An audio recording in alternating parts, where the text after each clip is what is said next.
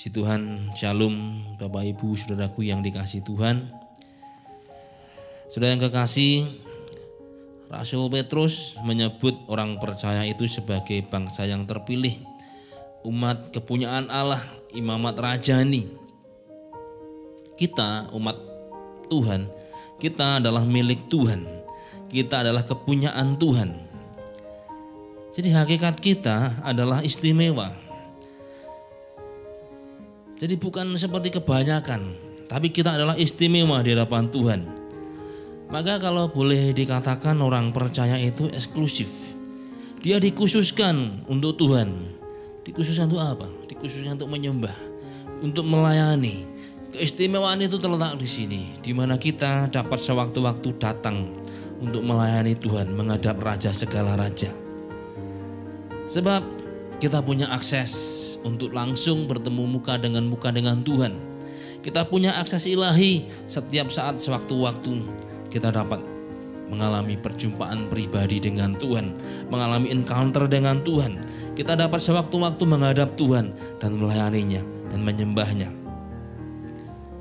Maka keistimewaan ini semestinya mesti dapat kita gunakan di dalam keadaan zaman yang begitu susah seperti ini. Kita bersyukur karena kita punya hak istimewa untuk dapat menghadap Tuhan sewaktu-waktu, kapanpun, dimanapun. Bahkan dikatakan di mana 2-3 orang berkumpul dalam nama Tuhan, maka Tuhan hadir secara pribadi.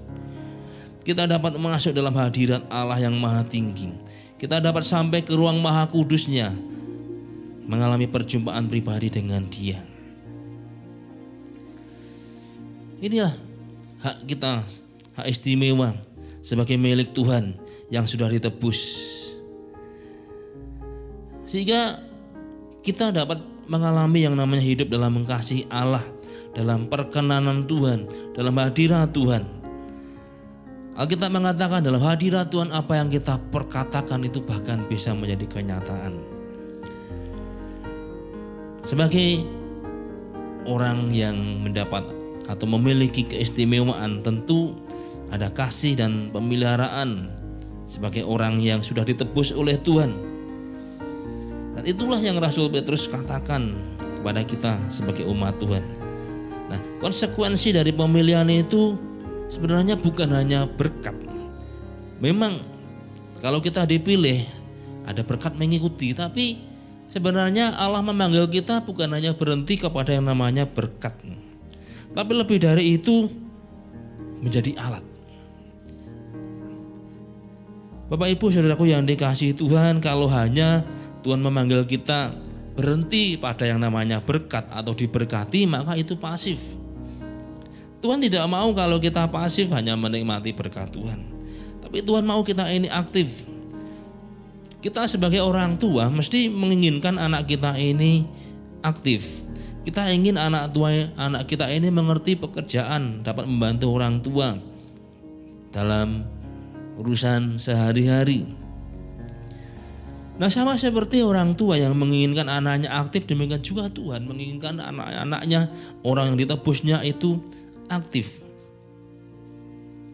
Bukan pasif yang berhenti, wah saya diberkati, saya menjadi milik Tuhan, saya diberkati, saya dapat menikmati berkat Tuhan. Memang pemilihan Tuhan, panggilan kita diberkati, itu otomatis, dalam arti ketika kita menjadi milik Tuhan, maka berkat itu mengikuti.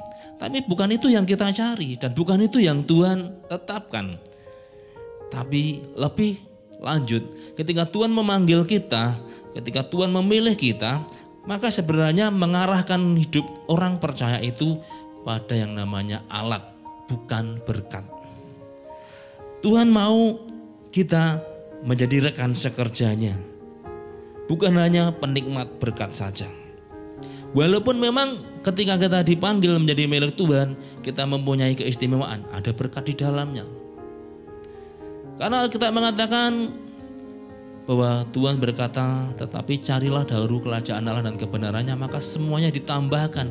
Artinya kalau ditambahkan ada satu pihak, ada satu oknum, satu pribadi yang memberikan. Ketika kita mencari kerajaan Allah dan kebenarannya, hidup dalam kebenaran, maka pribadi Tuhan itu akan menambahkan. Jadi pemilihan dan panggilan orang percaya itu bukan menuju atau mengarahkan hanya kepada berkat. Berkat itu yang mengikuti dari panggilan tadi. Tapi pemilihan orang percaya, panggilan kita adalah mengarahkan untuk menjadi alat. Dan itulah sebabnya sebelum Tuhan Yesus naik ke surga, Tuhan tidak berbicara berbahagialah kamu menikmati berkat yang sudah ditebus. Enggak. Tapi Tuhan berkata, pergi dan jadikan semua bangsa muridku. Di dalam kitab Kisah Para Rasul sebelum naik ke surga, Tuhan juga berkata, kamu akan menerima kuasa kalau Roh Kudus turun atas kamu dan kamu akan jadi saksi. Kalau boleh saya katakan, bagian akhir perkataan Tuhan di dunia itu mengarahkan orang percaya kepada yang namanya alat, bukan berkat. Sedangkan berkat itu sendiri mengikuti. Jadi otomatis. Kekeliruan orang percaya adalah ketika dia mengarahkan diri justru pada berkat. Karena itu bukan destiny yang Tuhan tetapkan. Kalau boleh saya katakan, patron yang sudah Tuhan buat itu adalah namanya alat.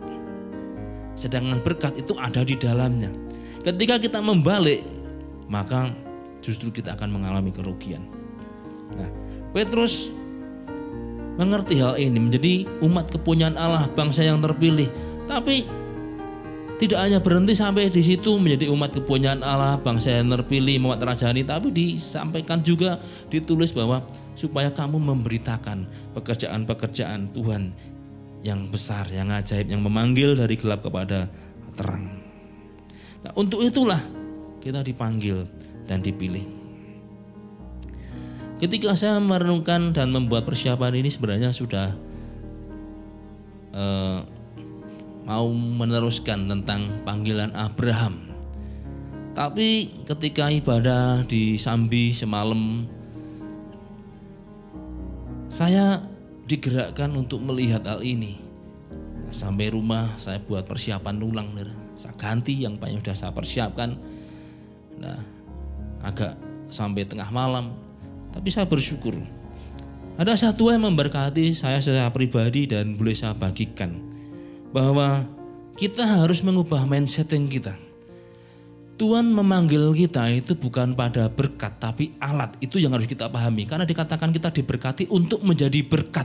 Menjadi berkat itu kan alat. Nah, seringkali kita dipanggil, kita diberkati. Ya, itu seperti orang makan hanya dia mengunyah, belum ditelan. Makanan kalau tidak ditelan ya nggak akan ada faedahnya. Nilai-nilai gizinya nggak akan masuk. Kita dipanggil, kita diberkati, tapi untuk menjadi berkat. Artinya apa? Jadi alat. Panggilan kita adalah panggilan alat, menjadi rekan sekerja Tuhan, menjadi saksi. Nah, kita akan melihat hal ini di dalam kitab Ulangan pasal 9 ayat 29. Bagaimana Tuhan memilih kita? Ketika Tuhan memilih, ada berkat di dalamnya, tapi ada satu konsekuensi teologis yang harus kita alami, yang harus kita kerjakan sebagai orang yang dipanggil, dipilih, dan diberkati. Kita akan baca, saya akan bacakan buat saudara Ulangan 9 ayat 29. Firman Tuhan mengatakan demikian. Bukankah mereka itu umat milikmu sendiri yang kau bawa keluar dengan kekuatanmu yang besar dan dengan lenganmu yang teracung? Sudah dikasih Tuhan, Alkitab mengatakan, bukankah mereka itu umat milikmu sendiri? Rasul Petrus mengatakan kita adalah bangsa yang terpilih, umat kepunyaan Allah. Kita adalah umat milik Allah. Nah, berbicara tentang yang namanya umat kepunyaan Allah, menjadi milik Allah, itu ada satu konsekuensi yang harus kita mengerti, supaya kita tidak salah persepsi. Memang betul kita dipanggil, memang betul kita dipilih, dan di dalamnya ada berkat, tapi tidak berhenti pada yang namanya berkat, tapi alat.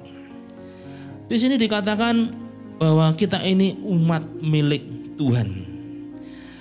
Bapak Ibu saudaraku yang dikasihi Tuhan, ayat ini adalah apa yang Tuhan atau yang Musa katakan untuk mengingatkan mereka orang Israel sebelum mereka masuk tanah perjanjian. Musa mengingatkan bagaimana dulu mereka memberontak kepada Tuhan. Mereka membuat patung lembu emas. Sampai-sampai Musa begitu marah, dia membawa 2 loh batu dan loh batu itu dilempar. Dan Musa kembali menghadap Tuhan. Dan disinilah terjadi satu perkataan Musa untuk melunakkan hati Tuhan.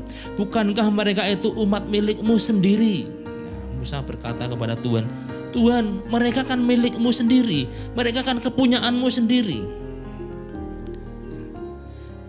Tuhan murka karena orang Israel meninggalkan perjanjian. Mari kita sadari ketika hidup anak Tuhan meninggalkan perjanjian itu bisa membuat Tuhan murka. Ketika hidup anak Tuhan meninggalkan perjanjian dengan Tuhan itu bisa membuat Tuhan marah. Nah, disinilah kita melihat bagaimana Musa berusaha untuk melunakkan hati Tuhan dengan berdoa. Dan Musa berkata, bukankah mereka itu umat milikmu Tuhan, kepunyaanmu Tuhan. Musa berdoa memohon pengampunan Tuhan. Musa menekankan Israel adalah milik Tuhan. Di dalam terjemahan lama ditulis bahwa sesungguhnya mereka adalah umat milikmu. Sesungguhnya. Nah, pada dasarnya kita orang percaya adalah milik Tuhan. Kata milik dalam bahasa aslinya itu ditulis dengan kata nakhala. Kata nakhala ini punya makna yang pertama, penguasaan. Kita menjadi milik Tuhan berarti kita ada di dalam penguasaan Tuhan. Saudara yang dikasihi Tuhan, menjadi milik Tuhan tadi saya katakan bukan hanya berbicara tentang yang namanya berkat. Memang betul ketika kita menjadi milik Tuhan maka kita diberkati. Orang kita saja manusia yang dikatakan Alkitab, tetapi kamu yang jahat, berarti manusia jahat. Artinya sudah terkontaminasi oleh dosa. Baik pikiran, perasaan, keinginan sudah terkontaminasi oleh dosa. Tapi mengerti apa yang pemberian yang baik. Kalau ada anaknya minta roti tidak mungkin akan diberi batu. Kalau minta misalkan kembang gula atau permen, tidak mungkin seorang bapak akan kemudian dia memberikan istilahnya gula Jawa atau kemudian sesuatu dikasih kecapnya. Tapi dia akan berikan apa yang dia punya, akan berikan bagi anak. Ketika Tuhan memanggil kita menjadi miliknya, maka itu otomatis, kalau boleh saya katakan, naluriah. Sama seperti kita punya anak, naluriah ya kita akan berikan sesuatu kepada anak kita. Kita tidak akan merasa sayang. Tuhan lebih lagi.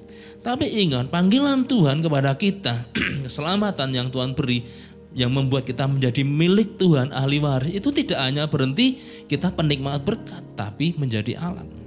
Nah, di sini kita akan melihat tentang yang namanya penguasaan. Kita menjadi milik Tuhan itu dikatakan di sini kita punya makna dalam penguasaan Tuhan.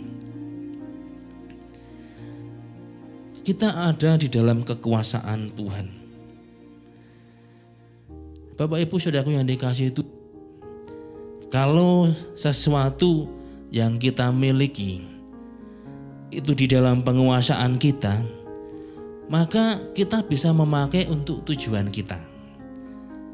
Ada seseorang dia kredit motor.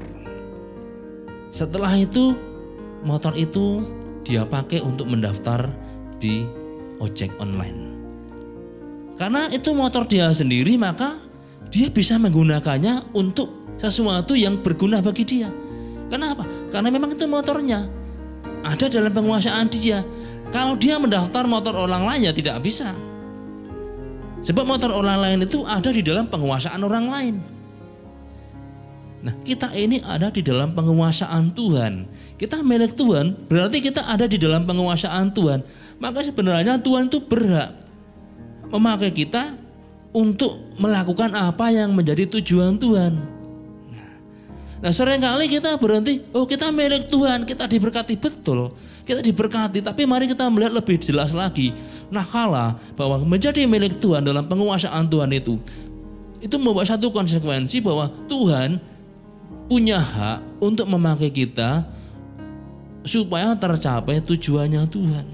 Dan kita tahu tujuan Tuhan adalah keselamatan jiwa-jiwa. Tujuan Tuhan datang ke dunia bukan hanya untuk memberkati kita, tapi keselamatan. Ada hamba Tuhan mengatakan keselamatan itu adalah berkat sulung. Nah kalau dikatakan berkat sulung maka ada yang mengikuti. Kalau boleh digambarkan, keselamatan itu ada gerbong yang pertama dan kemudian ada diikuti gerbong-gerbong yang lain. Ketika Tuhan memanggil kita menjadi miliknya, maka mari kita sadari kita ada di dalam penguasaan Tuhan. Nakala yang berarti Tuhan punya hak untuk memakai kita supaya tujuan Tuhan tercapai. Sama seperti seseorang yang dia mengambil motor atau mobil dan kemudian karena mobil itu dalam penguasaan dia menjadi miliknya, dia bisa daftarkan kepada Gojek atau Grab atau Maxim dan dia bisa menggunakan transportasi itu untuk mendatangkan keuntungan. Orang percaya menjadi milik Tuhan, maka mari kita sadari kita ada di dalam penguasaan Tuhan dan Tuhan punya hak untuk memakai kita supaya tujuan Tuhan tercapai, yaitu apa? Keselamatan jiwa-jiwa. Nakala itu juga punya makna properti. Kalau kita ngomong tentang yang namanya properti, biasanya kita punya konotasi tanah, bangunan, perumahan. Jadi properti dipahami sebagai hak berupa tanah atau bangunan. Kita ini propertinya Tuhan. Kalau properti itu adalah bangunan, maka kita ini adalah bangunan milik Tuhan. Nah, di sini mari kita lihat apa yang Rasul Paulus katakan kepada jemaat di Korintus. Tidak tahukah kamu bahwa tubuhmu adalah bait Allah? Rasul Paulus berkata, tetapi kamu adalah bait Allah dan Roh Kudus tinggal di dalam kamu. Bait itu rumah. Di dalam bangunan tempat tinggal pada masa dahulu itu ada yang disebut kemah, ada yang disebut dengan rumah. Nah, tentang kita orang percaya, Rasul Paulus tidak menyebut sebagai rumah. Kita Petrus juga mengatakan kita adalah bangunan rohani, rumah rohani, bukan kemah. Nah, orang kalau membangun kemah tentunya akan ada batas waktunya. Orang membangun kemah biasanya bersifat tidak lama. Anak-anak sekolah, nah sekarang ini memang belum boleh masuk, diperkirakan bulan depan sekolah itu sudah akan mulai tatap muka. Nah, bulan Oktober itu sudah mulai tatap muka. Ini baru sosialisasi. Dalam jangka waktu 1 bulan supaya sekolah-sekolah mempersiapkan. Nah, Bapak Ibu dikasih Tuhan, orang membangun kemah itu tidak lama. Di sekolah-sekolah ada yang namanya pramuka. Nah, pada hari tertentu pramuka ini akan mengadakan acara kemah. Biasanya hanya 2 malam atau ada yang 1 malam saja. Bisa mengambil tempat di lapangan atau di bumi-bumi perkemahan yang sudah ada. Nah, saudara yang kasih Tuhan, setelah selesai acara kemah itu, maka semua dibongkar, kemah itu dibongkar dan kemudian mereka pulang. Tidak ada bekasnya lagi. Orang hanya mengingat, oh dulu kemah saya di sini, menghadap ke sana. Tapi tidak ada bekasnya. Sedangkan rumah itu dibangun permanen dan dibuat sekuat mungkin dalam jangka waktu yang lama. Dan kalau ada kerusakan segera diperbaiki. Ada yang mungkin karena sudah beberapa tahun catnya mulai terkelupas, dicat ulang lagi atau dikasih wallpaper. Nah, ada juga karena sudah beberapa tahun genting mulai ada yang retak, diganti dengan yang baru. Nah, orang akan berusaha untuk memperbaiki atau membaharui rumah mereka. Jadi rumah itu akan dibuat permanen, sedangkan kemah itu sementara. Nah, tentang kita, Alkitab mengatakan kita ini bait, yaitu rumah. Kita ini tempat tinggal. Rasul Paulus mengatakan dengan jelas kita adalah rumah Allah. Karena kita adalah rumah Allah, bait Allah, maka mari kita menunjukkan gaya hidup sebagai rumah Allah. Gaya hidup rumah Allah adalah penyembahan, korban, pujian, dan doa. Nah, kala kita menjadi milik Tuhan, itu satu konsekuensi yang harus dipahami bahwa orang percaya harus punya gaya hidup penyembahan kepada Tuhan. Pemilihan Tuhan kepada kita membawa satu konsekuensi supaya kita mengerti bahwa hidup kita adalah persembahan. Rasul Paulus mengatakan supaya kita mempersembahkan tubuh kita sebagai persembahan yang hidup, yang kudus, dan yang berkenan kepada Allah. Itu adalah ibadah yang sejati. Pemilihan Tuhan atas kita membawa satu konsekuensi bahwa kehidupan orang percaya adalah kehidupan dalam pujian dan doa. Ketika itu tidak didapati, maka bisa disebut itu sebagai sarang penyamun, saudara. Ketika Tuhan Yesus masuk ke bait Allah, dan di situ ditemukan orang-orang berjualan, penukaran uang. Aktivitas bait Allah menjadi aktivitas ekonomi, aktivitas pasar. Dan kalau ada hewan ada di situ, maka kita bisa bayangkan pasti akan berbau yang tidak sedap. Aktivitas rumah Tuhan itu adalah ada dupa yang berbau harum, tapi hari itu menjadi satu bau yang menjijikkan. Itulah sebabnya Tuhan begitu marah dan Tuhan berkata, rumahku disebut rumah doa, tapi kamu menjadikannya sebagai sarang penyamun. Ketika kehidupan aktivitas rumah Allah tidak didapati dalam kehidupan orang percaya yang sudah dipilih, yaitu penyembahan, korban, pujian, dan doa tidak didapati, maka dia perlu berhati-hati. Sebab kehidupannya bisa mengarah kepada yang namanya sarang penyamun. Jangan sampai bait Allah kita sebagai properti itu menjadi salah digunakan. Kemudian properti itu juga aset yang berkembang.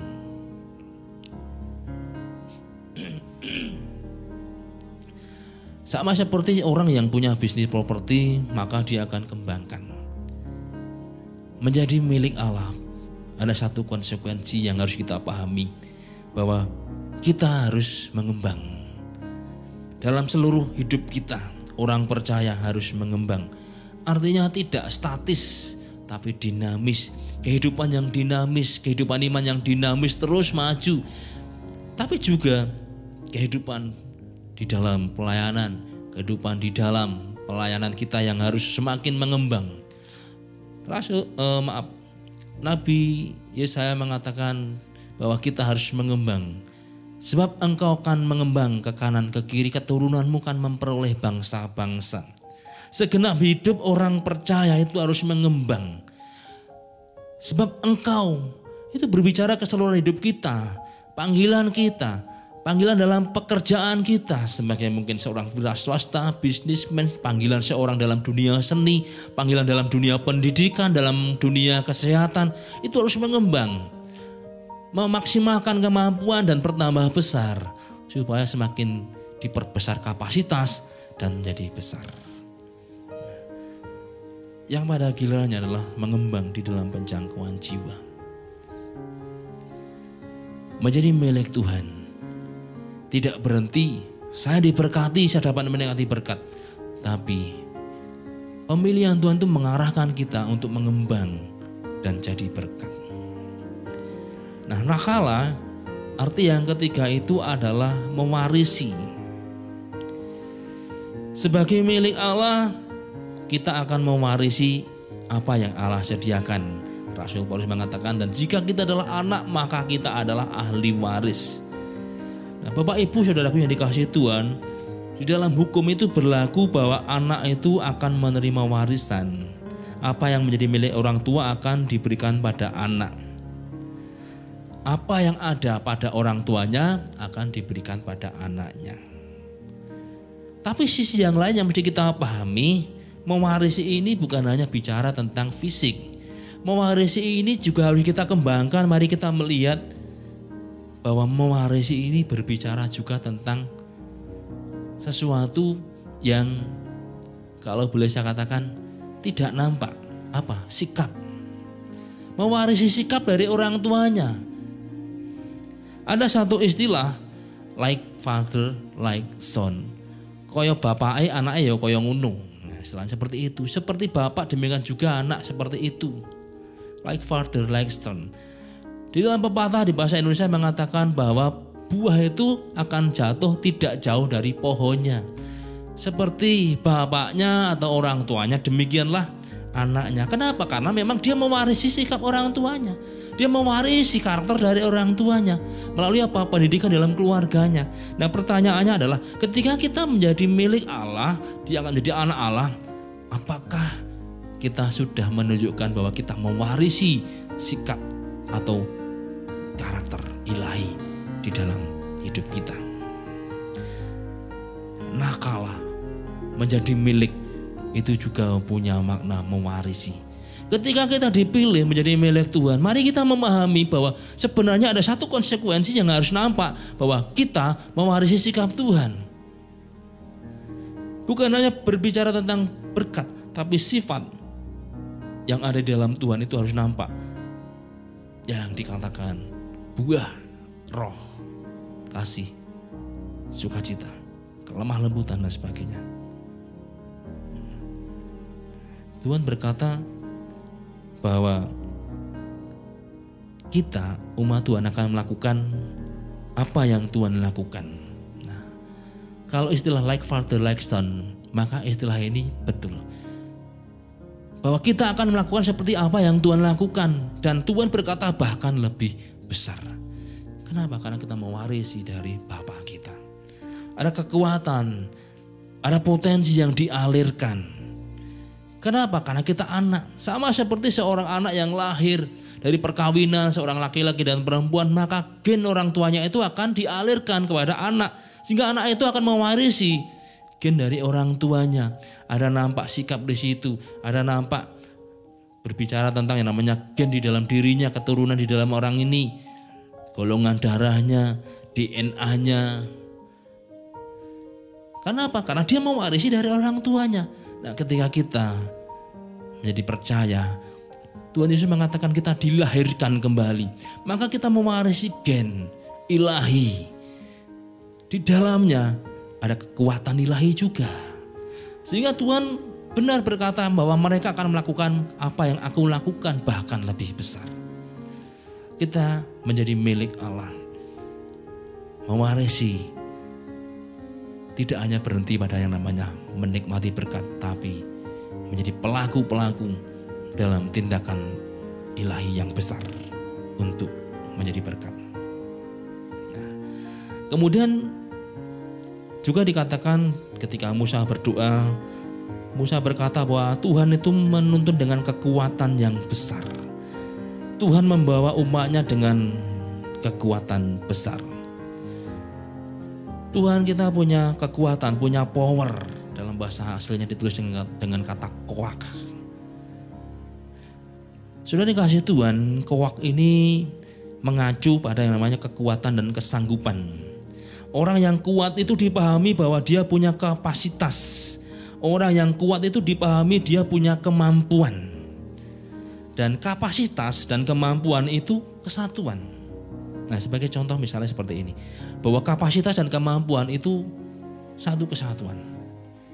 Dalam dunia teknologi, yang namanya kapasitas dan kemampuan itu akan nampak. Misalkan dalam teknologi otomotif, satu mobil dengan cc 1500, kemudian dia akan bertanding dengan mobil yang punya cc 3000. Di trek lurus, jalan yang sama. dalam posisi mesin standar, tidak diubah, dengan pembalap yang setara kemampuannya. Nah, tentu kita akan berkata jelas menang yang 3000 cc. Kenapa? Lah ini mobil dengan kapasitas yang besar, otomatis akan punya kemampuan yang besar, akan punya yang namanya tenaga yang lebih besar. Dia akan mempunyai kecepatan yang lebih cepat dibandingkan dengan mobil yang lebih kecil. Apalagi kalau trek itu kemudian naik, artinya jalannya menanjak. Ya kita bisa bayangkan mobil yang dengan cc yang lebih kecil itu akan kesulitan untuk menandingi mobil dengan cc yang lebih besar. Satu hari saya pernah pergi ke Semarang dengan mobil yang cc-nya 1200. Mobil ini diisi 6 orang, 5 orang, nah, 1 anak kecil. Nah, kalau kita lihat jalan tol Semarang Solo ini ada yang namanya tanjakan. Dengan mobil yang cc 200 diisi 5 orang, semuanya dewasa, 1 anak kecil di pangku. Ternyata mobil ini begitu jalan pas menanjak di sekitar Ungaran itu kehilangan tenaga sehingga harus diambil gigi personel yang kecil. Tapi kalau sekarang dengan mobil dengan cc yang lebih besar itu bisa tetap berjalan kuat. Kenapa? Karena kapasitas mesin berbeda. Nah, di sini kita bisa melihat Tuhan kita ini Tuhan yang besar. Tuhan punya kapasitas yang besar sehingga Tuhan dapat melakukan pekerjaan-pekerjaan yang besar. Kemampuan Tuhan itu sudah teruji dan terbukti, tidak berubah. Ketika Tuhan membawa Israel keluar dari tanah Mesir, itu nyata bagaimana Mesir diajar habis-habisan dan Israel keluar.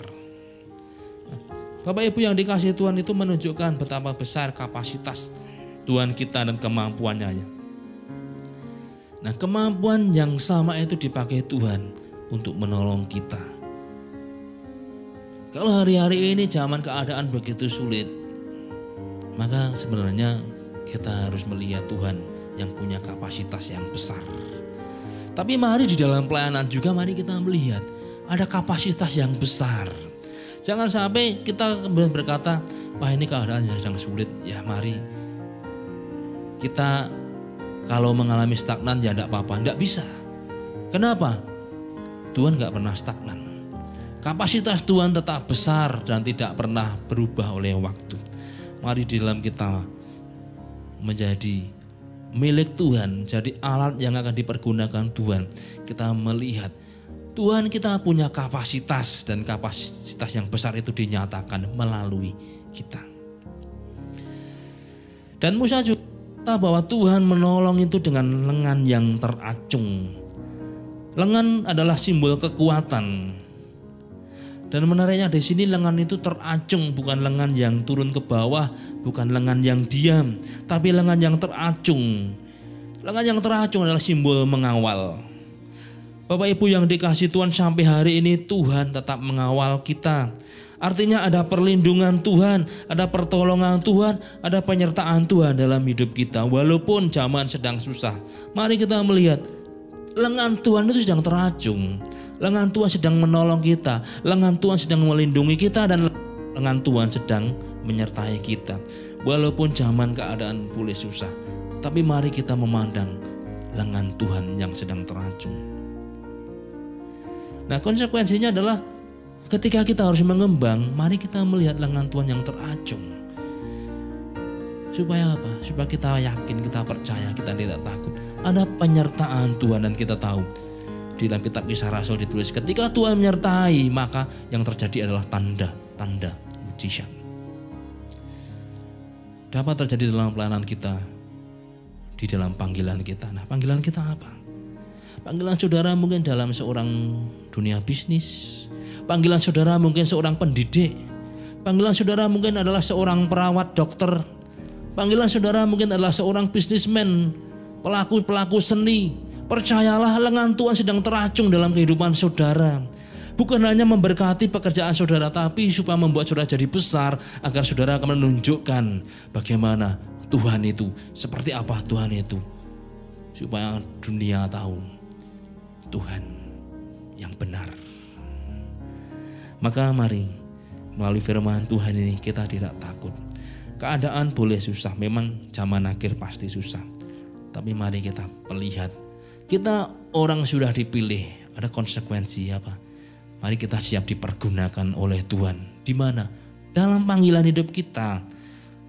Panggilan saudara sebagai seorang pendidik, seorang guru, seorang perawat, seorang dokter, atau seorang pelaku seni, seorang bisnis. Lihatlah, lengan Tuhan teracung, melindungi, menyertai, tapi membuat berhasil supaya panggilan saudara untuk menunjukkan dan memberitakan bahwa Yesus adalah Tuhan akan nyata. Nah, puji Tuhan, bila firman Tuhan ini menjadi berkat bagi setiap kita. Tuhan Yesus memberkati.